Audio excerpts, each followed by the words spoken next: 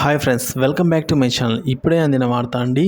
ఓడి గెలిచిన జగన్ తీవ్ర షాక్లో చంద్రబాబు. పూర్తి వివరాలు వీడియోలో తెలుసుకుందాం. వీడియో ఎక్కడైనా స్కిప్ చేయకుండా అండ్ ఎవరు చూడండి, అప్పుడే ఇన్ఫర్మేషన్ అర్థమవుతుంది. అలాగే వీడియో నచ్చినట్లయితే లైక్ చేయండి. ఇక విషయానికి వచ్చినట్లయితే, ఇటీవల జరిగిన సార్వత్రిక ఎన్నికల్లో ఏపీలో జరిగిన ఎన్నికల్లో వైసీపీ దారుణంగా ఓడిపోయిన సంగతి తెలిసిందే.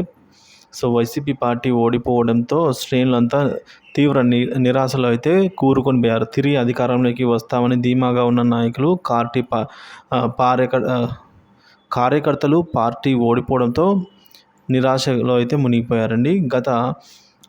గత ఎన్నికల్లో 151 సీట్లతో ఘన విజయం సాధించి అధికారంలోకి వచ్చిన వైసీపీ ఇప్పుడు తీవ్ర ప్రజాగ్రహానికి లోనై 11 సీట్లతో మాత్రమే విజయం సాధించగలిగింది. 2019 ఎన్నికల్లో 22 పార్లమెంటు స్థానాలను గెలుచుకున్న పార్టీ ఈసారి 4 పార్లమెంటు మాత్రమైతే స్థానాలకు పరిమితమైంది. మరి ప్రభుత్వ వ్యతిరేకత, ప్రజా ఆగ్రహంతో వైసీపీ కంచుకోటలు కూడా బద్దలయ్యాయని చెప్తున్నారు. ఊహించని రీతిలో వైసీపీ ఓటమి పాలు కావడము 2 తెలుగు రాష్ట్రాల్లో హాట్ టాపిక్గా మారింది.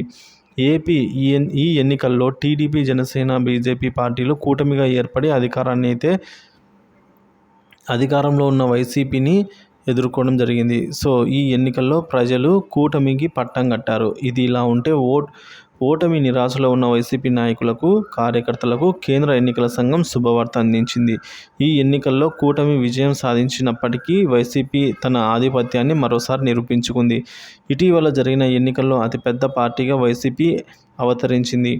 టీడీపీ నాయకత్వంలోని కూటమి అధికారంలోకి వచ్చినప్పటికీ వైసీపీ కంటే ఓట్లను సాధించడంలో 3 పార్టీలు కూడా వెనుకబడ్డాయని చెప్తున్నారు. తాజాగా కేంద్ర ఎన్నికల సంఘం విడుదల చేసిన జాబితా ప్రకారం దేశంలో 5వ అతిపెద్ద పార్టీగా వైసీపీ అవతరించిందని చెప్తున్నారు. పార్లమెంటు ఎన్నికల్లో బీజేపీ 36.5% పైగా ఓట్లు సాధిస్తే మొదటి స్థానంలో నిలిచింది. బీజేపీ 21.9% పైగా ఓట్లు సాధించి రెండవ అతిపెద్ద పార్టీగా కాంగ్రెస్ ఆవిర్భవించింది.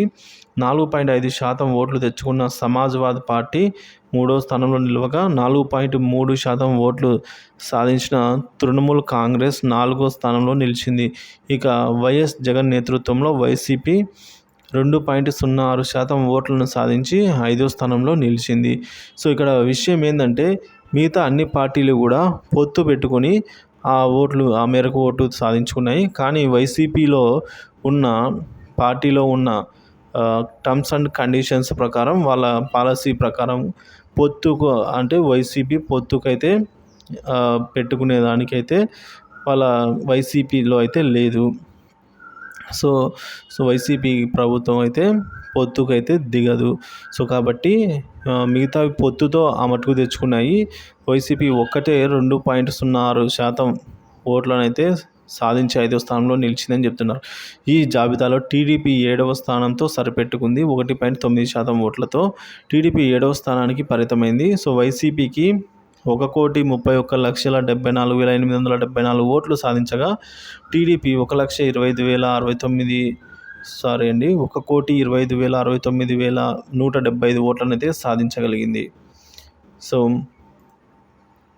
ఇక్కడ విశేషం ఏమిటంటే, వైసీపీ కంటే ముందున్న 4 పార్టీలు ఏదో ఒక పార్టీతో పొత్తు పెట్టుకుని ఈ ఓట్ల శాతాన్ని అయితే సాధించాయి. కానీ వైసీపీ సింగిల్గానే పోటీ చేసి ఘన విజయం సాధించింది. అదే విశేషం ఇక్కడ. పార్లమెంటు ఎన్నికల్లో టీడీపీ కన్నా వైసీపీ అధిక ఓట్లను అయితే సాధించడం, దేశంలోనే అతిపెద్ద పార్టీగా అవతరించడం కూటమి నేతలకు మింగుడు పడడం లేదని చెప్తున్నారు. 2019 ఎన్నికల్లో కూడా వైసీపీ 3వ స్థానంలో నిలిచింది. దీంతో ప్రజాబలం జగన్కే ఉన్నప్పటికీ పొత్తుతో కలిసి పోటీ చేయడం వల్ల కూటమి అధికారంలోకి రావడం జరిగిందని, ఈ ఘటనతో మరోసారి రుజువైందని అయితే శ్రేణులంతా కూడా చెప్తున్నారు. సో మరి ఈ విధంగా అయితే ఉంది ఫ్రెండ్స్.